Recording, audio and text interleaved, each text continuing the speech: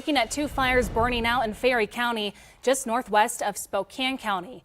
Take a look at this video showing firefighters attacking the flames from the air. The department says both people were over 60 years of age. Officials are warning you could have heat exhaustion or heat stroke if you have a high body temperature, hot red skin, confusion, or nausea. In a big story, Wahid Kashifi, the man accused of murdering his wife 5 years ago and fleeing the country, made his first appearance in Spokane County Superior Court today.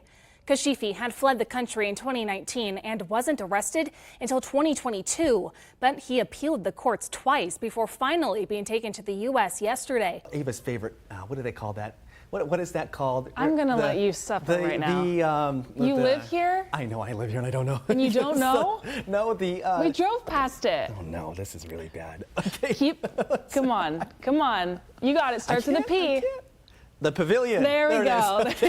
Holy. Sean, the scene here is really busy. We're seeing this fire just breaking out, rapidly spreading. We're told about 5 to 10 acres right now, threatening the town of Cheney. Let me move out of the way so you can see what we're looking at. That smoke is starting to really disperse across the area, that brown, black color. We're told by officials on site, not a good sign. It could mean it is burning something with carbon in it, like a structure or timber. That is still unconfirmed right now. The new information we have is that this fire has jumped the north side of the tracks. Crews are having a very difficult time gaining access. We're here in Elk, where hundreds of neighbors have been evacuating the last 48 hours due to the Oregon fire, coming back to their land, left completely charred, their houses burnt to the ground. We have seen many aircrafts coming through. We can actually see them over there right now. I'll get a photographer to show you there. This is what is left of Brendan Manahan's home. It's completely just rubble now, charred. He is telling us that crews have worked so hard today.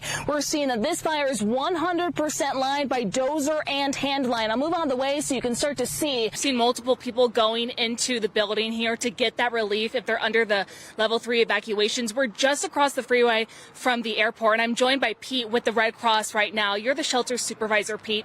Tell me what we can tell people out there who are under these level 3 evacuation zones. Level 3 evacuation zones, get out and be safe. Tonight's game was more of a battle than really anyone believed it would be. The Cougars on the court fought their way through that game, and we were outnumbered by Iowa State fans in the stands. But Cougar Nation, they brought that Pullman energy. They brought it from Beasley Coliseum, and they brought it here in Omaha. There's going to be a lot of Iowa State fans. You just heard all the players talking about that, but the Coug fans, they still travel well.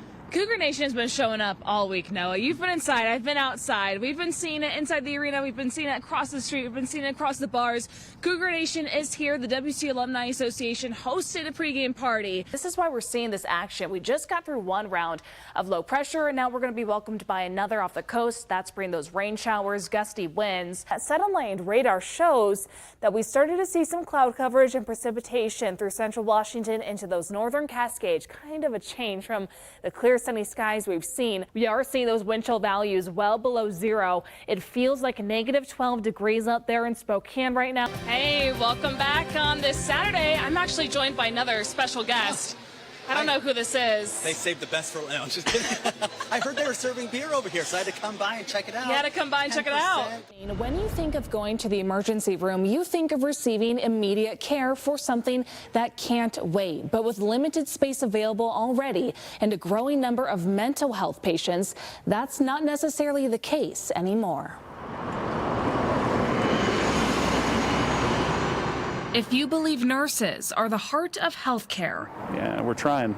Then how's the system to pump patients without the central muscle? Our altruism is still there. We still care, but the challenges are really getting to be almost insurmountable in some places, and people are leaving.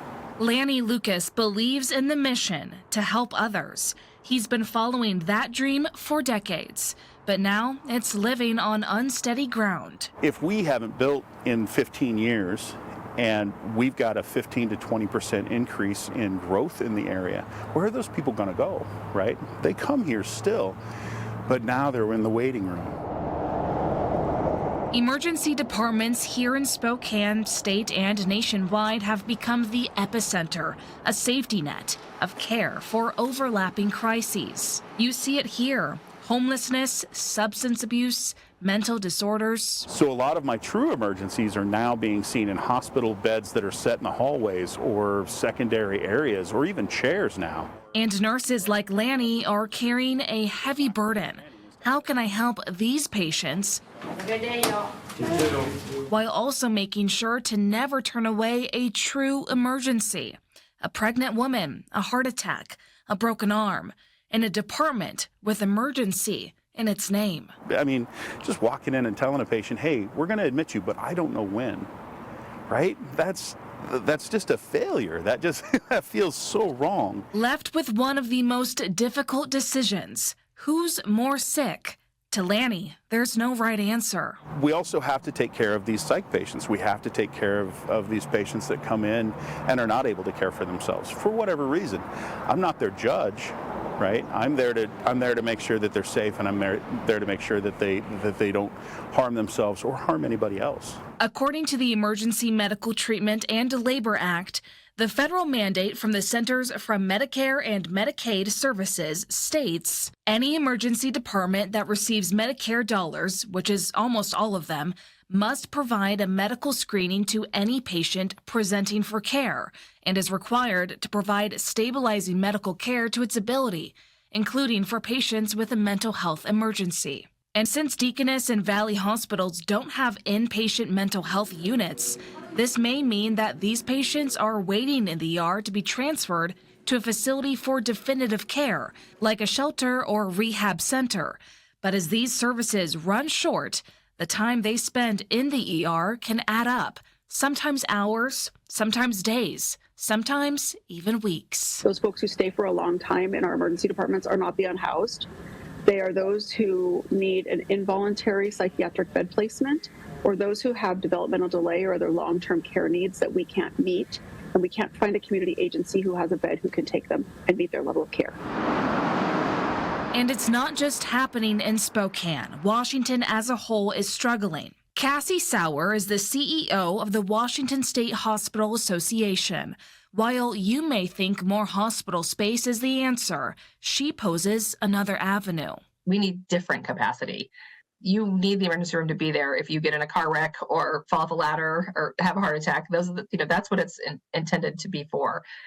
It is not intended to be kind of we don't have any place else to put this person, so we're going to take them to the ER. And so to create different kinds of facilities and different kinds of services will, I think, go much further in alleviating the strain on ERs. Sauer says King County, where Seattle is hit hard with this exact issue, has already paved a path of change.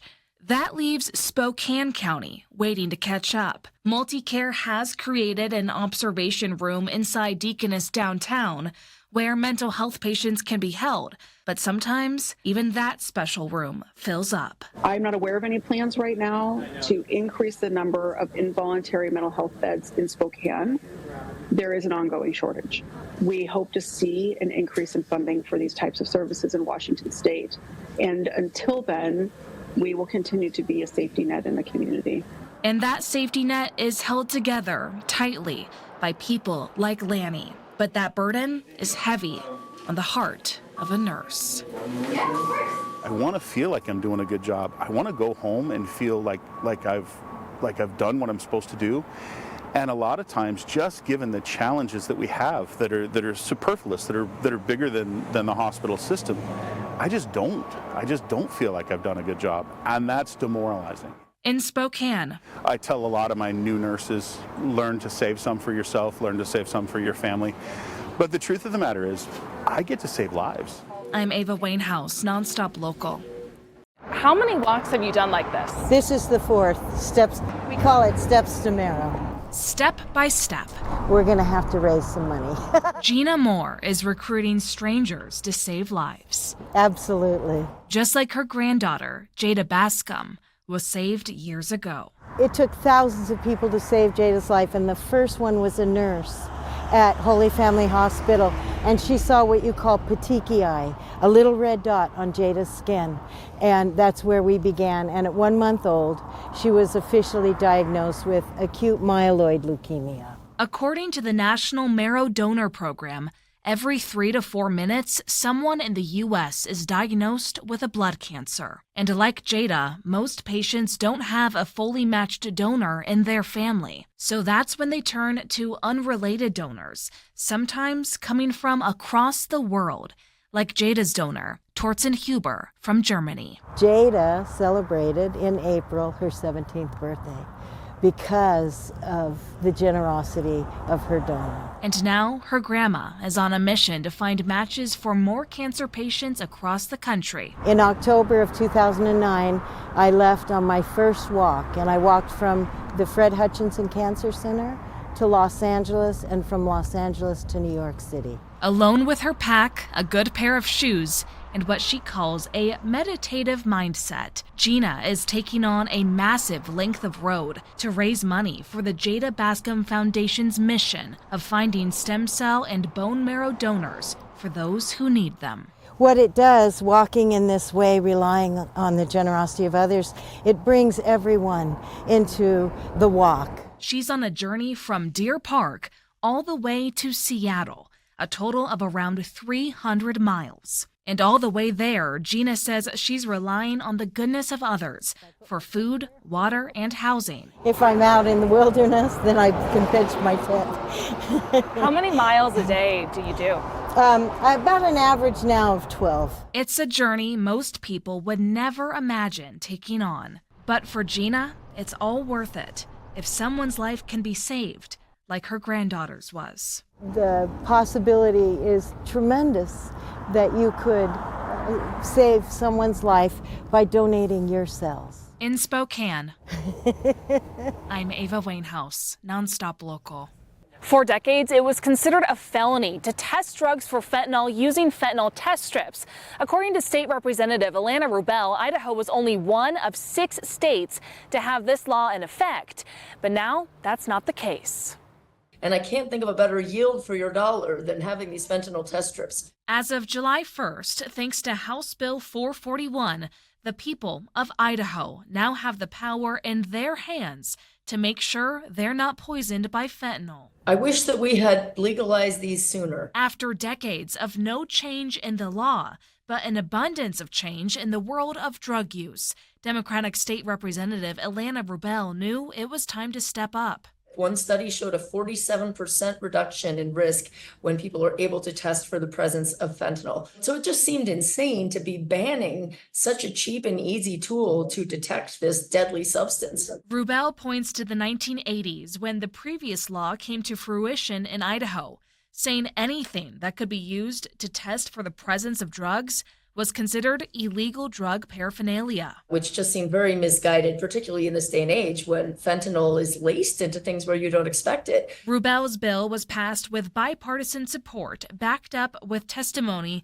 from those personally affected by fentanyl. This is an issue within our community. This is an issue within the entire region. That includes Caden Stone, who walked the halls of Lake City High School in Coeur d'Alene after one of his classmates was killed by fentanyl in 2021.